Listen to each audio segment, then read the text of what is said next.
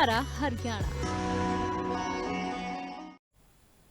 नमस्कार, मैं हूं अनामिका धीमान। मारा हरियाणा देख रहे सभी दर्शकों का स्वागत है। शुरुआत करते हैं रेवाड़ी से। कोसली मार्ग पर दर्दनाक हादसा हुआ है। सवारियों से भरी हुई बस पेड़ से टकराई है। हादसे में एक बुजुर्ग महिला की मौत हो चुकी है। 11 लोग घायल बताए जा रहे हैं। एक बुजुर्ग की मौत हुई है। सवारियों से खचाखच भरी बस हादसे का शिकार हुई है। कोसली यह बस जा रही थी, जिस दौरान बेकाबू हुई, अनियंत्रित होकर पेड़ से टकराई। हादसे के बाद मौके पर अफरा तफरी मची। पुलिस मौके पर पहुंची, स्थानीय लोग मौके पर पहुंचे। सूचना मिलते ही पुलिस और स्थानीय लोग पहुंचे हैं और इस दौरान लोगों को बाहर निकालने की कोशिशें की गई हैं। कई लोग घायल हुए हैं। बताया जा रहा है कि इस हादसे में एक बुजुर्ग की मौत भी हो चुकी है।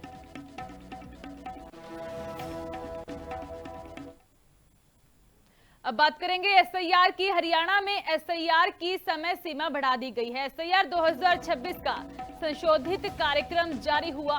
24 जुलाई तक घर घर बीएलओ सत्यापन करेंगे। मतदाताओं से दस्तावेज जुटाने की प्रक्रिया लगातार जारी है और अधूरे दस्तावेज वाले मतदाताओं से संपर्क होगा।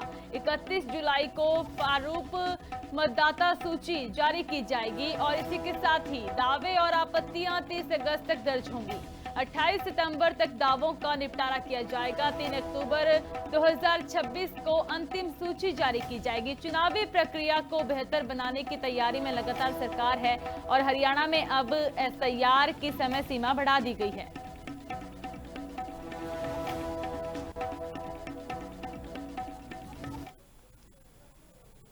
बाबा रामदेव हिसार पहुंचे और इस दौरान उनकी ओर से पूर्व सांसद सुभाष चंद्रा के पिता को श्रद्धांजलि दी गई। नंदकिशोर गोयनका के निधन पर वह हिसार पहुंचे थे और श्रद्धांजलि अर्पित की गई है। स्वदेशी और सनातन धर्म के प्रति निष्ठा का जिक्र किया गया। परिवार को अच्छे संस्कार देने की बात कही गई। आदमपुर विधायक ने भी संवेदना व्यक्त की है और इस दौरान हिसार मेयर ने भी अपना गहरा शोक जताया।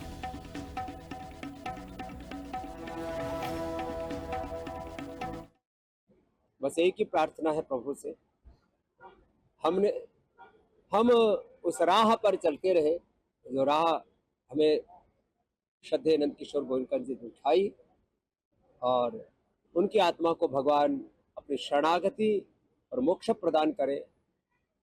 ये प्रार्थना गुरु हरिचरणों में करते हैं और क्योंकि उन्होंने पूर्णता के साथ जीवन को जिया, इसलिए पूरा परिवार भी श्रद्धेय गोयनका जी के इस महाप्रयाण को सेलिब्रेट कर रहा है, एक उत्सव की तरह मना रहा है। उनका जीना और उनका जाना दोनों ही उत्सवपूर्ण रहे।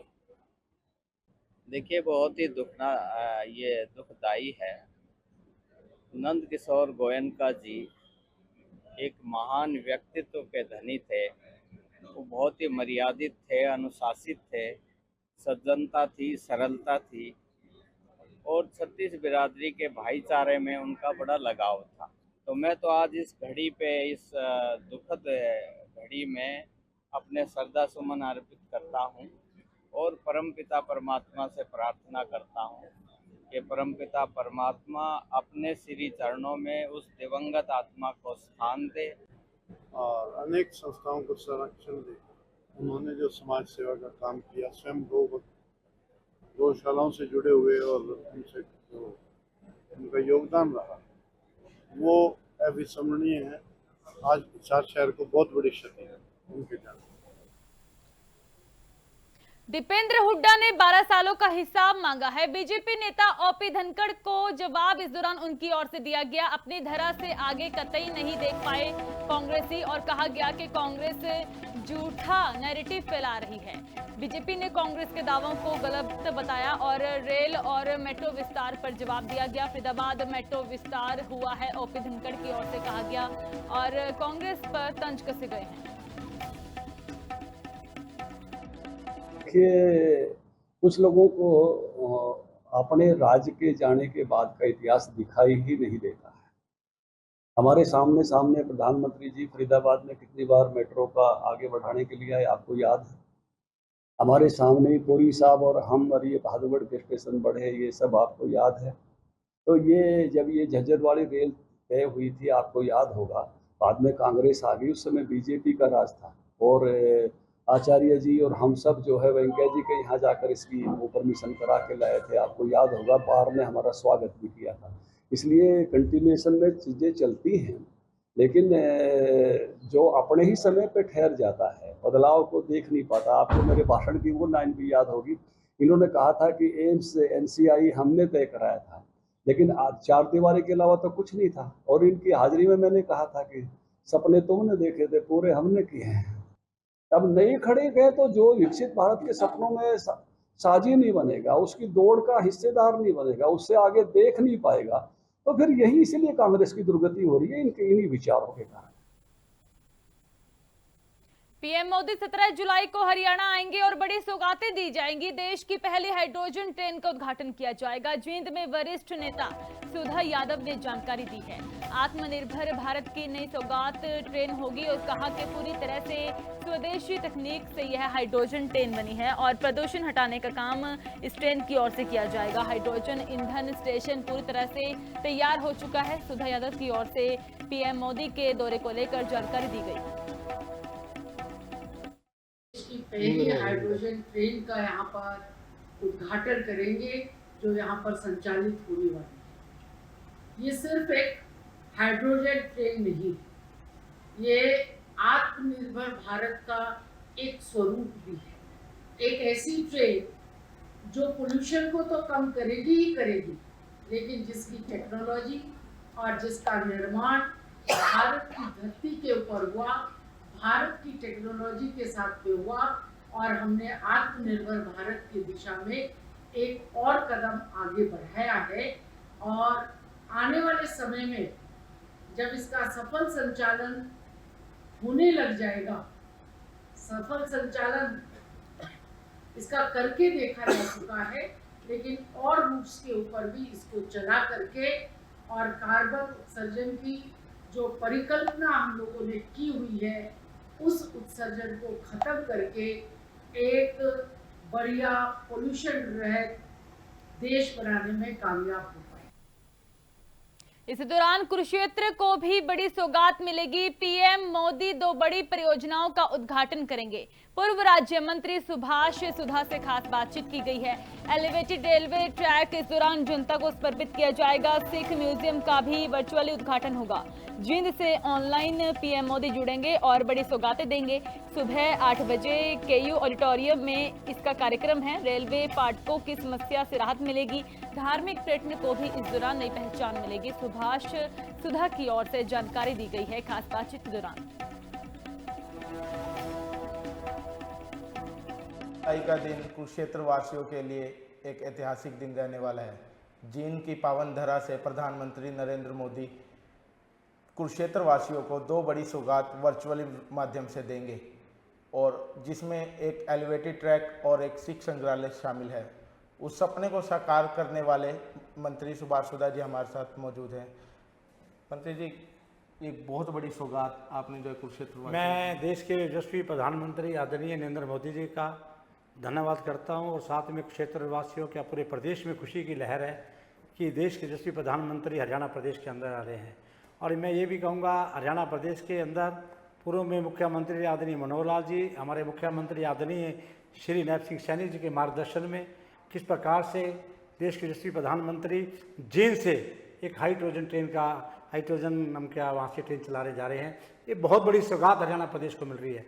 पहली ये हाइड्रोजन ट्रेन है। उसके साथ साथ हमारे साथ भी क्षेत्र के अंदर भी ऑनलाइन जो हमारा बहुत बड़ा एक सपना था, वो एक कुरुक्षेत्र के अंदर एलिवेटेड ट्रैक था, उसको पूरा करने के लिए भी आदरणीय प्रदेश के पूर्व मुख्यमंत्री मनोहर लाल जी का, मुख्यमंत्री श्री नैब सिंह सैनी जी का बहुत जोर लगा और उनके मार्गदर्शन में ये अब कंप्लीट हो रहा है। और देश के यशस्वी प्रधानमंत्री जी इसको अभी 17 तारीख को इसको ओपनिंग करेंगे। ये बहुत बड़ी बात है, हमें इसका उद्घाटन करने जा रहे हैं। मैं इसके लिए क्षेत्रवासियों की तरफ से देश के प्रधानमंत्री जी का, आदरणीय मुख्यमंत्री नैब सिंह सैनी जी का, आदरणीय पूर्व मुख्यमंत्री मनोहर लाल जी का बहुत बहुत धन्यवाद करता हूँ। विकास की गति इसी प्रकार से चलती रहेगी। अभी आदरणीय मुख्यमंत्री जी ने लगभग 550 करोड़ रुपया यूनिवर्सिटी के लिए दिया है। उसके साथ साथ बहुत बड़ा हमारा एक रेस्ट हाउस भी बन रहा है। उसके साथ साथ इधर आपसे बात करें, सारे चौक महाभारत के थीम पे बन रहे हैं, सारे द्वार बन रहे हैं, तो बहुत चीज़ें अभी मुख्यमंत्री आ रहे हैं। इसके साथ साथ मैं कहूँगा अभी अनुभव के अंदर बनाया, आपने देखा होगा किस प्रकार से, तो कुरुक्षेत्र को बढ़ के मानचित्र पर लाने के लिए ये सब प्रयास हमारे मुख्यमंत्री आदरणीय नैब सिंह सैनी कर रहे हैं। मुख्यमंत्री जी के साथ आपकी बड़ी मित्रता है, जय वीरू की जोड़ी कही जाती है। नहीं, मुख्यमंत्री जी हमारे भाई हैं और लगातार वो यहाँ से MP भी रहे हैं, मुझे हमेशा उनका सपोर्ट मिला है और आगे भी मिलता रहेगा। मैं बता रहा हूँ कि ये LVD ट्रैक में जितना सपोर्ट हमारे मुख्यमंत्री नैब सिंह सैनी जी ने किया, मेरे साथ कंधे से कंधा मिलाकर, और जिस प्रकार से मुझे सपोर्ट किया, मेरे साथ चले, मैं उनका बहुत बहुत धन्यवाद करता हूँ। मैं लिविंग इंडिया न्यूज़ का तहे दिल से धन्यवाद करता हूँ, जिन्होंने आज इंटरव्यू लिया। लगातार एक कुरुक्षेत्र को वर्ल्ड के मानचित्र पर लाने के लिए आप हमेशा काम करते हैं और किस प्रकार से जो आप डेवलपमेंट को दिखाते हैं, जनता की आवाज़ को उठाते हैं, मैं आपके यहाँ बहुत बहुत धन्यवाद करता हूँ। पंचकुला पुलिस की ओर से नशा तस्करों पर कार्रवाई की गई है। क्राइम ब्रांच 26 ने हेरोइन तस्कर को पकड़ा है। बरवाला में सप्लाई करने के लिए यह आरोपी आया था। पानीपत निवासी वंश ग्रोवर को गिरफ्तार किया गया। जीरकपुर में यह रहकर अपना नेटवर्क चला रहा था। आरोपी से 321 ग्राम हेरोइन बरामद की गई है। 60 से 70 लाख इसकी कीमत बताई जा रही है। रिमांड में नेटवर्क का और भी खुलासा होगा। सप्लायरों की गिरफ्तारी के लिए जांच जारी है। सूचना प्राप्त हुई थी, एक वंश ग्रोवर नाम का व्यक्ति जो पीछे से पानीपत और अभी जीरकपुर जिला मोहाली का रहने वाला है, बरवाड़ा में हेरोइन सप्लाई करने आया हुआ है, तो जिसको क्राइम ब्रांच सेक्टर 26 की टीम ने मौका पर पहुंचकर काबू किया व उसके हिरासत से 321 ग्राम हेरोइन बरामद हुई है। रेवाड़ी में 11वीं के छात्र ने आत्महत्या कर ली है। परिजनों ने शिक्षकों पर गंभीर आरोप लगाए। मानसिक प्रताड़ना के आरोप लगाए गए हैं। कहा गया कि 11वीं का छात्र मानसिक प्रताड़ना से परेशान था।